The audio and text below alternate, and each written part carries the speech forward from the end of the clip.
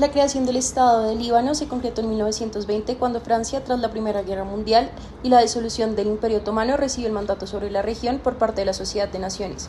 El mandato francés configuró las fronteras del Líbano, separando de las regiones vecinas y creando un Estado con una estructura que buscaba consolidar las áreas habitadas por comunidades cristianas maronitas, así como otras comunidades religiosas como musulmanes y drusos. En 1926, Francia formalizó la Constitución del Líbano, estableciendo una entidad política con un gobierno autónomo bajo el mandato francés.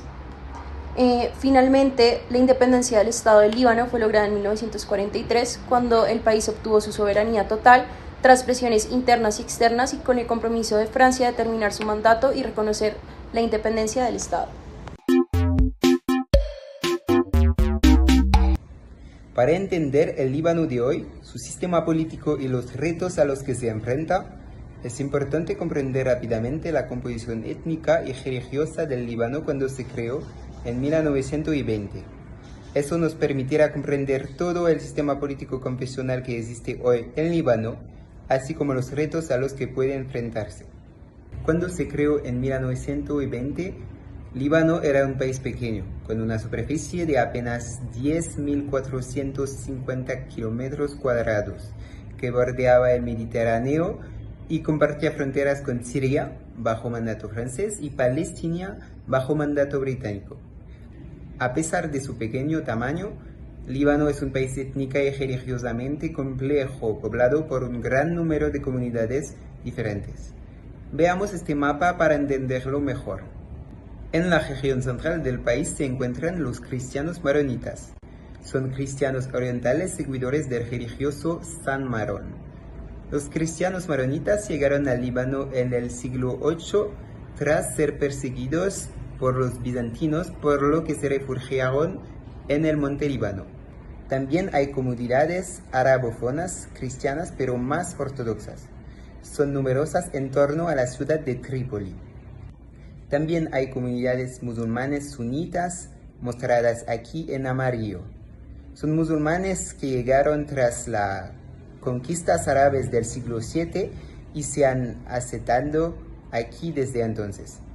También hay musulmanes chiitas en el noreste y el sur del país, cerca de lo que será la futura frontera israelí. Aquí se le puede ver en verde. Por último, en la región de Shuf, en rosa, hay comunidades drusas. Musulmanes chiitas originarios de Egipto estaban influidos por la filosofía griega y creían en la reencarnación, lo que provocó su persecución por otros musulmanes. Estos le llevó a refugiarse en las montañas del Líbano hacia finales del siglo VII. Y así, en 1920, todas estas comunidades tan diferentes tuvieron que convivir en un país dirigido por Francia, cuyas fronteras habían sido trazadas por la regla. En 1920, todas estas comunidades se convirtieron en el pueblo libanés.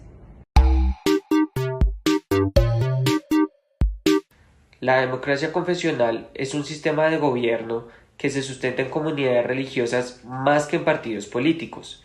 Esto es manejado en el Líbano debido a que es un país multiconfesional.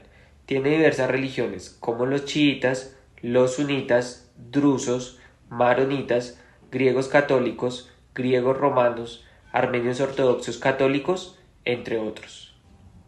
En el régimen del confesionalismo, los asuntos familiares como el divorcio y el matrimonio son manejados por las autoridades religiosas que representan la fe de cada persona. En 1926, la Constitución reconoce a 18 comunidades religiosas en el país. En el año 1943 se firma el Pacto Confesional, dando lugar a todas las creencias y etnias de manejar los asuntos políticos, pero la ventaja se la da a los maronitas ortodoxos católicos debido a que estaban a favor de los franceses.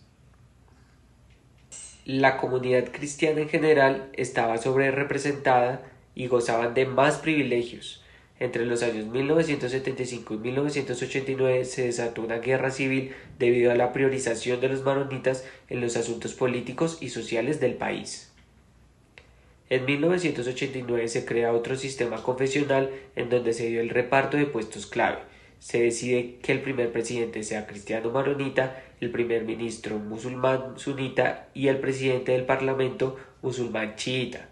Los diputados representan otras comunidades religiosas. El problema es que al no existir un censo poblacional actualizado ni unas cifras oficiales de las comunidades religiosas, genera descontento de la población y un sentimiento de desigualdad. La ventaja de la democracia confesional es que enriquece al Líbano de culturas y etnias diferentes.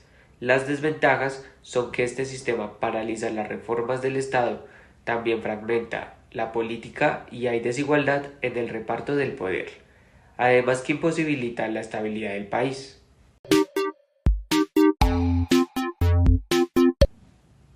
En 1970 se desató una guerra civil en el Líbano porque estaban apoyando a la OPL, la Organización para la Liberación de Palestina.